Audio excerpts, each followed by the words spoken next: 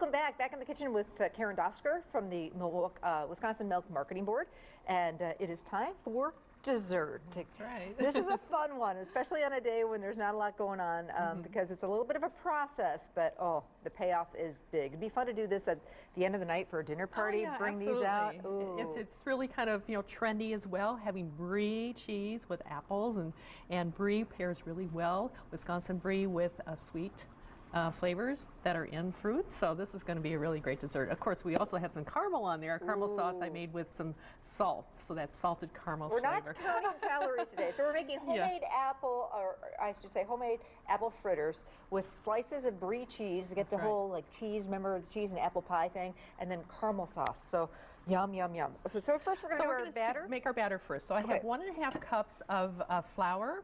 We're going to add to that 1.5 cups of cornstarch. It seems like a lot, but you really need that to give it some body when we're going to be putting these into the fryer. Then we have 1.5 tablespoons of baking powder, 1.5 tablespoons of baking soda, and then a tablespoon of kosher salt. Okay. So mix that all together.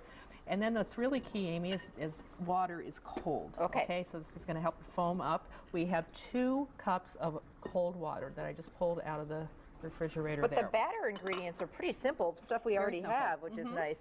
And you know, actually on a day where the kids may be home from school and there's nothing going on, make some apple fritters. You got a few apples in your, bottom drawer of your fridge. You got the stuff to make this. You don't need all the rest of the stuff if you don't. The apple fritters, they're really actually pretty simple to make. So really fun. It just takes more cornstarch than I thought. Yeah, that's a lot of cornstarch. But actually it wasn't too bad, and it's pretty inexpensive too. So once that's ready, then we're going to have take our apples. I've already cored some apples and peeled them, and then we're going to make them into about half-inch slices. Do you want that a little thinner? Okay. All right. This is fine. Okay. We don't want to overdo it either, so that it gets tough. So basically, our apples are cored and peeled. And about that way, in half inch, I'd go about that. Thicker than that? Let me see what you have. Yep, thicker than that. One apple will do about 4 slices. Okay. Oops. Oh, careful there. Yeah. No worries. There we go. Okay, so we'll do a couple more. Yeah, and then the only thing about this, it's easy, but it can get a little bit messy. All right. So now what we're going to do is put the apple slices into the batter. Okay, we'll get it right next to my method to my madness is kind of get an assembly line Absolutely. going. I had that whole thing at home as well. So you don't get batter all over the kitchen. All right. We've heated our oil. This is key. What kind of oil did we use, by the way? Canola oil. Canola oil. So you want real bland oil, about 325 to 340, I would say. You don't want to get too hot because then it will burn, okay? But if it's not hot enough, it's just going to hang out in there and get greasy. So it's a fine balance. Okay, so you're going to, here, I'll let you start doing that. And I think it's nice to do a test run, so I'll put this one in here, and then we'll see what happens. And you don't want to put too many in all at once. I'd say maybe 3, at the most, 3 or 4, so that you don't cool the oil down too. Okay. And you put that in there. And how's that look for the oil temperature? It looks perfect, actually. Okay. So we can put another one in there. Cook about 1 to 2 minutes on one side, flip it 1 to 2 minutes on the next side. And they're quick. You'll see how they float up there. And when you're ready to take them out or flip them, I like to use this kind of a colander, the spiders, those are great. Yeah. So we'll do 4 maybe? Yeah, let's do 4. And then, so I would do it in batches because if you get too many in there, then it cools the temperature down too much. Okay, so let's see when these are ready to flip. You don't want to burn them either.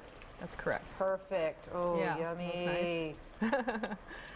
And when you're ready to take them out, then you can either put them on paper towels, or I suggest like a rack like this that will help them stay nice and crisp as well. Yeah, so those are pretty simple, actually.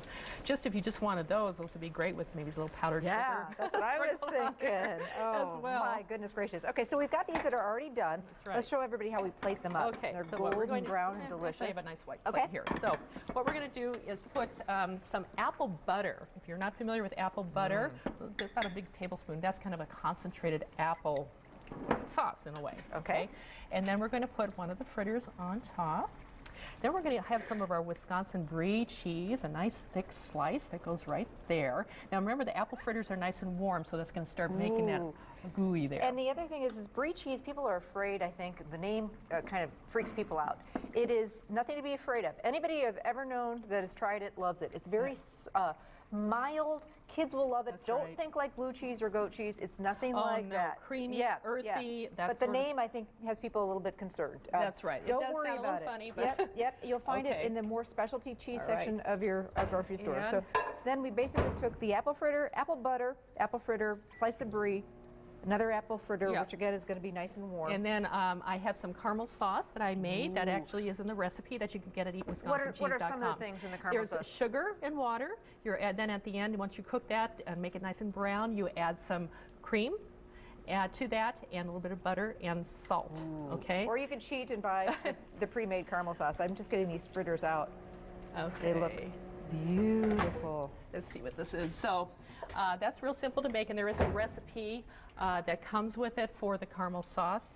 And again, this recipe, as well as the one with the cheesy chicken pot pie, is at eatwisconsincheese.com, our website.